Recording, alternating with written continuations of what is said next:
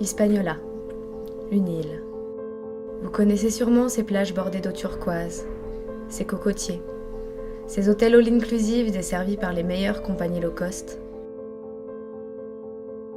C'est en 2009 que j'y ai été embauchée en tant que photographe dans les hôtels. Après quelques mois utopiques à profiter de la vie caribéenne et ses abondances comme toute bonne expatriée, j'ai vite senti que cette réalité n'était que fantasme. J'ai décidé de tout laisser tomber pour engager le road trip photographique qui a bouleversé ma vie.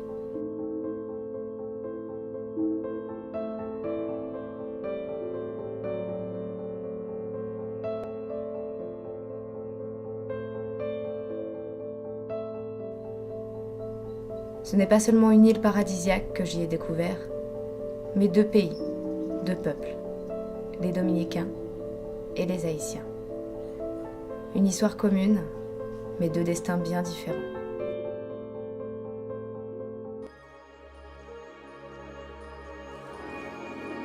L'île Hispaniola était à l'origine appelée Quisqueya ou Haïti. Ses habitants étaient les Taínos, un peuple de pêcheurs et de cultivateurs pacifiques venus d'Amérique du Sud. Le 5 décembre 1492, Christophe Colomb et son équipage accostent sur l'île.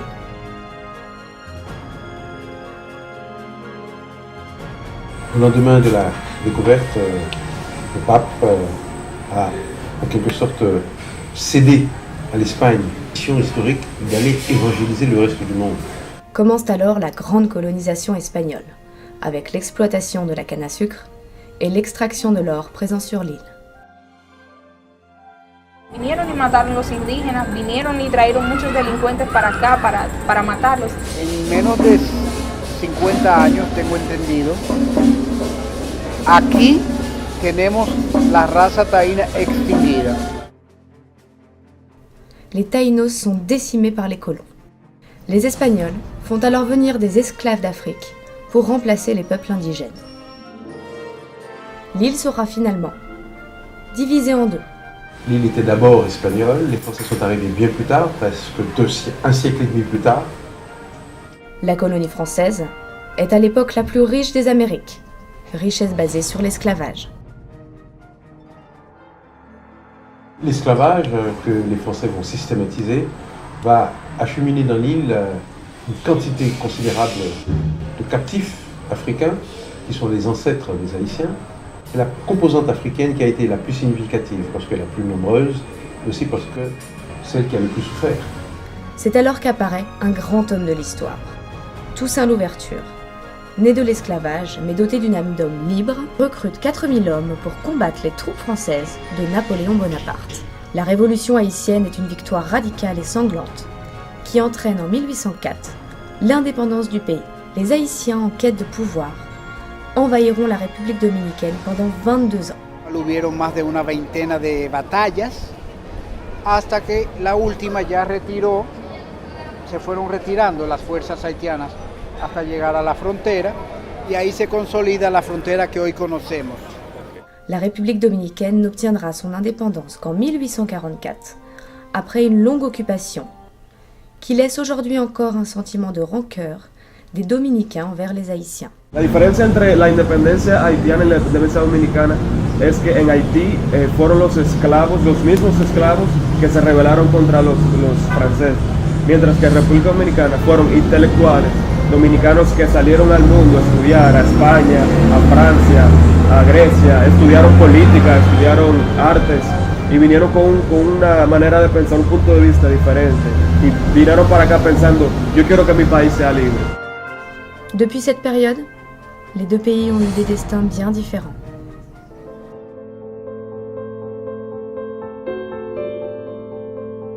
J'ai voulu en savoir plus. Savoir pourquoi y a-t-il un contraste si fort entre ces deux pays. Je voulais comprendre. C'est pourquoi j'ai décidé de monter une équipe de production et de réaliser mon premier film documentaire. Ensemble, nous sommes partis rencontrer ces peuples pour qu'ils nous racontent leur histoire et nous parlent de leur quotidien.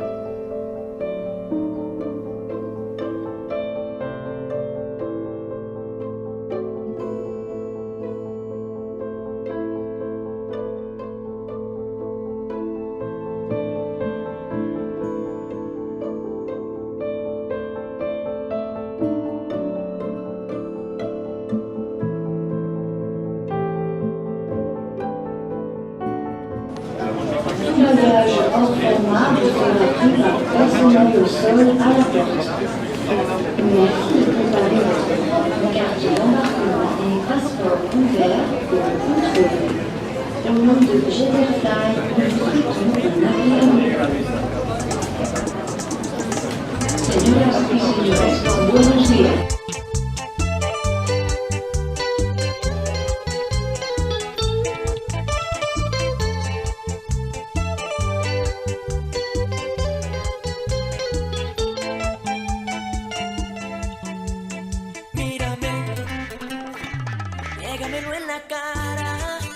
Je pense qu'on est la même chose en Martinique, en Guadeloupe, on peut savoir dans quel pays on est. Là ici, on est en vase clos, il n'y a que des touristes. Les seuls Dominicains qu'on rencontre, c'est les gens qui travaillent ici, donc forcément, c'est un rapport un peu plus commercial. Par contre, en dehors de l'hôtel, moi, je me suis baladé dans des quartiers, dans des coins où je ne serais pas allé tout seul. Moi. D'habitude, on voit ça à la télé, quoi. Des bidonvilles, quoi.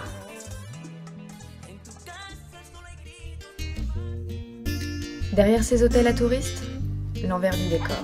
Il suffit de franchir une rue pour être confronté à la réalité du quotidien des Dominicains.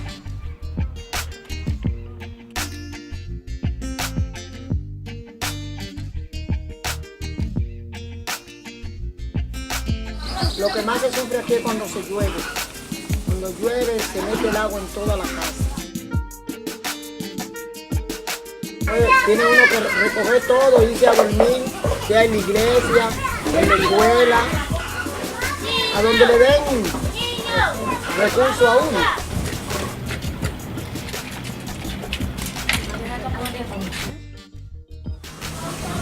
¿Quién les ayuda? Nadie. Algunas veces ustedes, los extranjeros que vienen, ciertos extranjeros, vienen y no, de lo que se nos han dañado, ropa, sábanas, colchones, nos ayudan y nos dan. Pero dominicanos, no. Entonces se ayudan ustedes todos, la comunidad, me imagino, de ahí. Y nosotros mismos.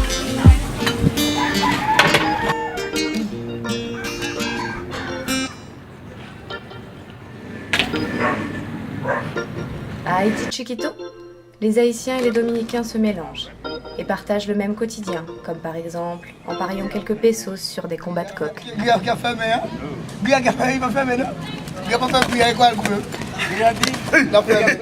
Tratamos de convivir juntos porque no hay de otra. Hay muchos que son pobres como nosotros y de ambas partes. Depuis plusieurs décennies, les Haïtiens quittent leur pays à la recherche de meilleures opportunités. Il est estimé qu'entre 500 000 et 1 million d'Haïtiens vivent actuellement en République dominicaine et font partie de son économie. Agriculture, tourisme, industrie du bâtiment, commerce. Ils reçoivent des salaires dérisoires et sont soumis à des conditions de travail que la plupart des Dominicains ne sont pas prêts à accepter. J'ai presque 13 ans que je vis ici. Moi, je vois des choses. Mais des fois, on n'a pas d'autre choix, vous comprenez, parce que Haïti est plus pauvre, c'est pire, c'est pour ça qu'on est ici. Algunos quizás dirían que República Dominicana es un país racista, debido a no conocer la verdad de todo esto es que nosotros consumimos muchas cosas que tiene nuestro vecino país Haití. Mucha gente no sabe que mucha de la artesanía dominicana o mucha de la artesanía que vienen otros turistas a comprar en nuestro país es artesanía proveniente de nuestra vecina isla, de Haití. Algunos defienden esa inmigración porque dicen que el dominicano no le gusta trabajar la caña, que es el haitiano que la trabaja. Otros dicen que el dominicano no quiere sembrar, que ellos son que siembran. Que el dominicano no quiere trabajar en construcción de edificios, que el haitiano, la mano de obra haitiana es la que lo hace. Los haitianos son una parte importante a la economía de la República Dominicana. Ellos siguen viviendo aquí, nadie le cae atrás ni le tira piedra.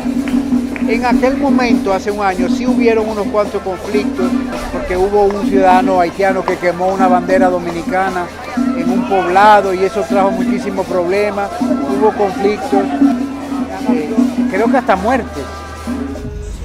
Beaucoup d'Haïtiens meurent à chaque instant. Se font tuer? Vous n'avez pas vu les nouvelles, vous? Non. Vous n'avez pas de télé Non, chez pas vous? vraiment de ça. En mettant un Haïtien viole une personne, ou vole quelque chose, ou tue une personne. À cause de cet Haïtien qui a fait cette délit dans ce quartier, tous les Haïtiens doivent laisser le quartier. Tu comprends? C'est comme ça. Si se roban algo y los sospechosos son el haitiano y el dominicano, van a pensar que fue el haitiano, obligatoriamente. Cuando vemos, por ejemplo, el nivel de violencia que tenemos en República Dominicana y de la delincuencia, en realidad no es tan común escuchar que un haitiano estuvo involucrado. Yo pienso que la mayoría de haitianos viene a trabajar y por una vida más de tranquilidad, porque la verdad es que el haitiano aquí vive tranquilo. Mais c'est pas parce que ici on est bien. Hay, si lo puedo decir así, hasta una especie de xenofobia que puede tildarse como odio al mismo momento, al mismo tiempo. Pero si tú te pones a ver la historia, tú puedes ver la razón del porqué. Cuando te había contado que los haitianos pasaron a este lado de la isla a reclamar, cuando comenzaron las guerras, muchos españoles que vivían aquí tuvieron que huir a las montañas, que es la zona norte del país. Y es sorprendente cómo esa rivalidad se ha mantenido en la zona norte del país y la tiene todavía. El haitiano aquí en República Dominicana, aunque se sienta a veces discriminado, aunque se sienta rechazado de alguna manera, lo único que le queda es conformarse, quedarse tranquilo, porque muchas veces está mejor aquí en República Dominicana que en Haití. Je me sens plus safe ici que Port-au-Prince. Vous comprenez?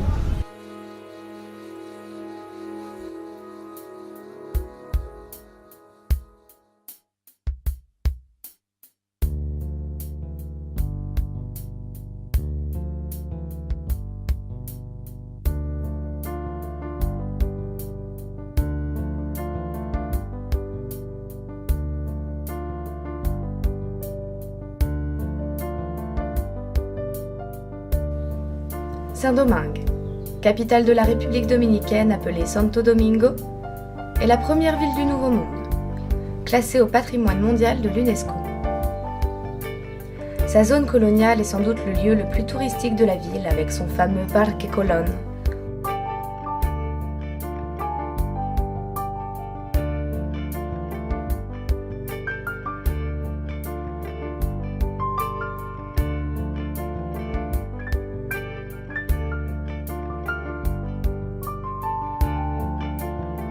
Saint-Domingue est une capitale en plein développement économique, où se mélangent quartiers résidentiels, maisons de luxe et quartiers populaires.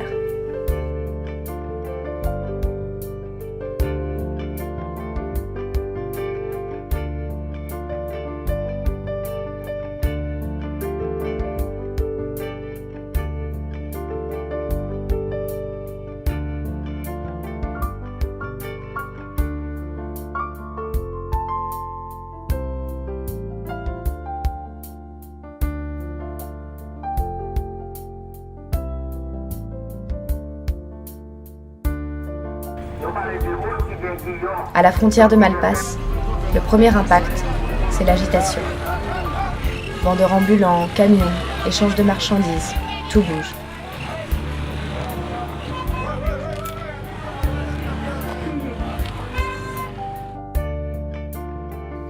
L'impression est de passer d'un pays tropical à une zone aride, tant elle est déforestée.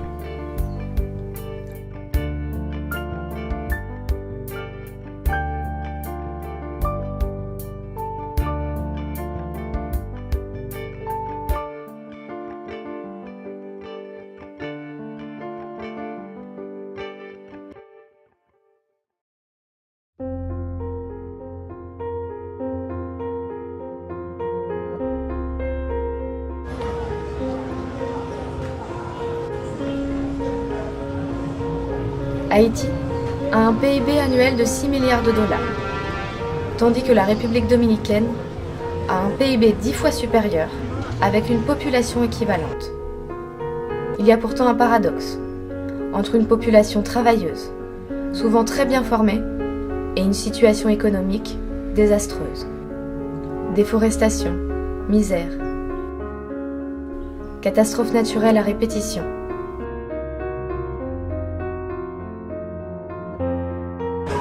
Toutes les maisons se sont renversées comme ça. Et là, je me suis réfugié là où il n'y a pas d'arbres et de maisons. C'est là que je commence à voir des personnes qui sortent de leur maison tout nues, ou même tout blanc, avec de la poussière. Et je me suis dit, là, ça c'est un tremblement de terre. Et on a perdu plus de 300 000 frères et sœurs quand même. L'État haïtien ne fait rien pour les personnes qui ont été victimes du tremblement de terre. ¿Por qué Haití sigue tan pobre? ¿Por qué Haití sigue tan derrumbado? Todavía hay ruinas, todavía hay gente viviendo en tiendas de campaña. Y tú te quedas pensando, no tiene sentido 6 años en esto, después de tanta ayuda social de todo el mundo.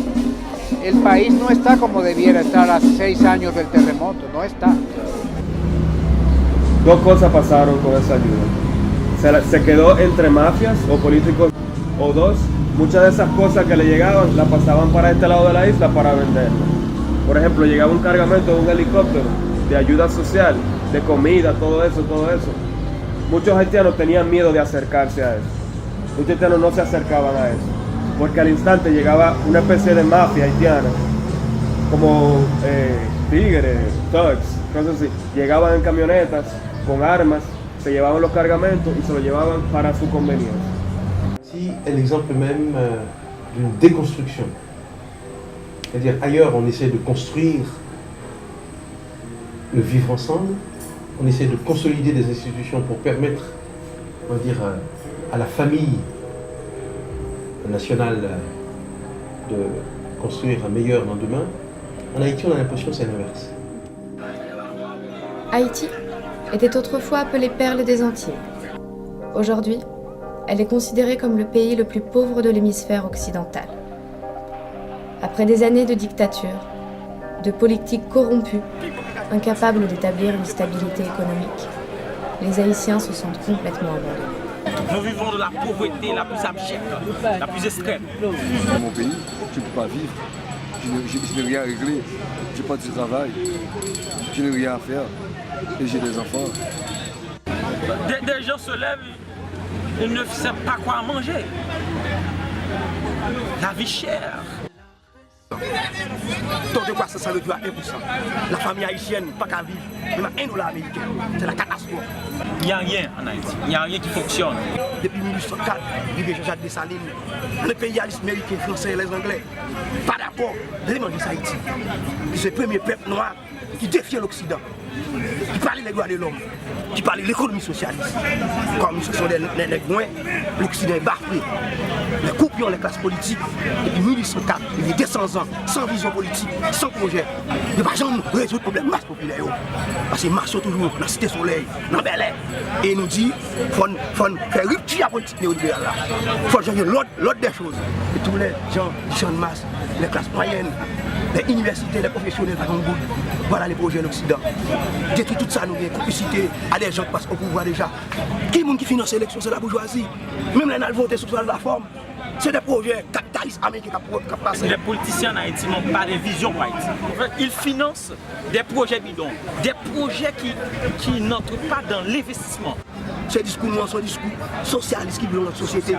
On a développé une injustice sociale puisqu'on considère que l'essentiel des ressources de ce pays, près de 80% des ressources de ce pays sont détenues par une petite poignée de familles, par un développement des ressources humaines, par un renforcement des infrastructures et par un investissement systématique dans les secteurs d'avenir pour imaginer une île vraiment plus riche qu'elle ne l'est actuellement. ¿Por qué? Estamos al lado, hay mucho potencial de mejorar. Haití tiene mucho potencial de turismo, no lo explota, tiene mucho potencial de agricultura, podría mejorar la tierra de Haití. On n'a pas les moyens d'exploiter tous ces trésors que nous avons. Para salir adelante tenemos que trabajar juntos, de la mano, porque somos dos países subdesarrollados con muchas carencias de educación, carencias de salud, carencias de seguridad, carencias institucionales y de corrupción. Entonces, si trabajamos juntos de la mano, podríamos echar adelante. Pero cada quien tiene que poner de su parte. República Dominicana no se puede hacer responsable de Haití ni viceversa. Nosotros, como somos un país siamés, tenemos un potencial grandísimo. Somos una isla que está en medio de América, en una zona muy estratégica que puede ser utilizada para todo tipo de importación o exportación. Lo que yo quisiera como dominicano, para el bien, para la mejoría de los dos países, es que las instituciones se establezcan en Haití, que se pueda hacer comercio con seguridad y libre, que se puedan hacer viajes a Haití, a República Dominicana, de camiones con mercancías, que Haití produzca algo, que nosotros produzcamos algo y que nos intercambiemos. Me gustaría que los haitianos dominicanos pudiéramos trabajar juntos para la mejoría de la isla completa. Nous, les peuples haïtiens, les jeunes, nous allons prendre en mesure. Je te le garantis, Haïti sera une nation. J'aimerais que la France, les Français puissent voir notre pays autrement. Nous partageons quelque chose en commun, c'est la langue. Et ça, c'est quelque chose pour moi de spécial.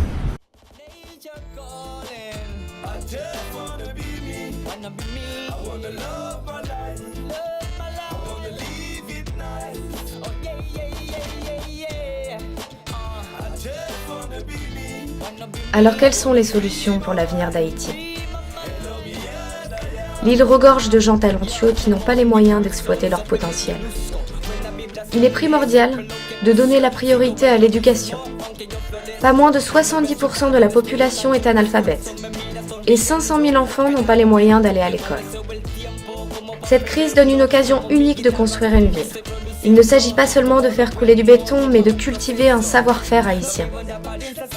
Reboiser Haïti.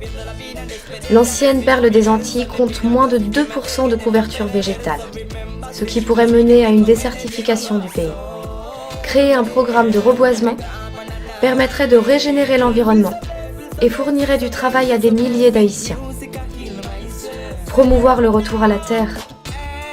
Il faut les inciter, par l'intermédiaire d'un programme d'aide agricole et de formation, à retourner à la campagne et à cultiver leurs terres. Il faut distribuer des semences aux agriculteurs pour assurer la sécurité alimentaire du pays. Attirer les touristes. Avec ses superbes plages, sa riche culture et son peuple accueillant, Haïti pourrait devenir une destination touristique de premier choix.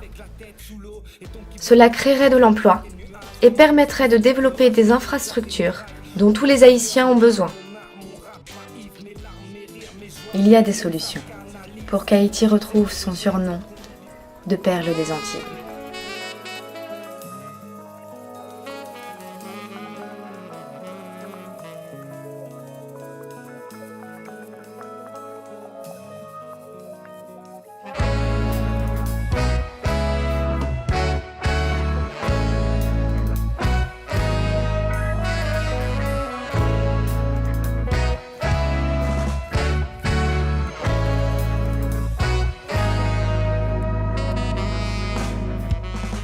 Je peux rester chez moi à rien faire.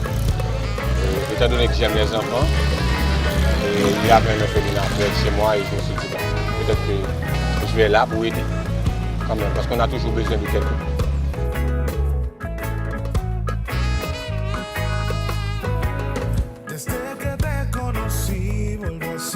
Ils ont besoin de notre amour et avec notre amour, ils vont avoir tout ce qu'il y a dans la vie. Parce que ces enfants-là, ils sont abandonnés. On ne peut pas les laisser tout seuls.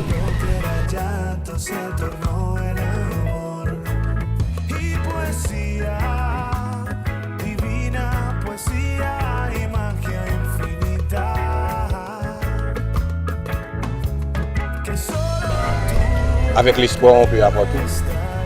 Et j'ai de l'espoir. Et même si nos moyens ne sont pas grands quand même, mais parfois ils ont des personnes qui s'occupent d'eux.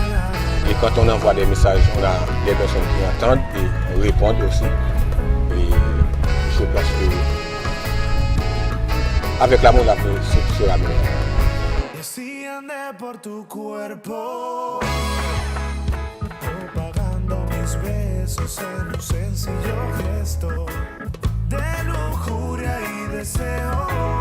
Diciendo todas esas cosas que te hacen soñar y poesía.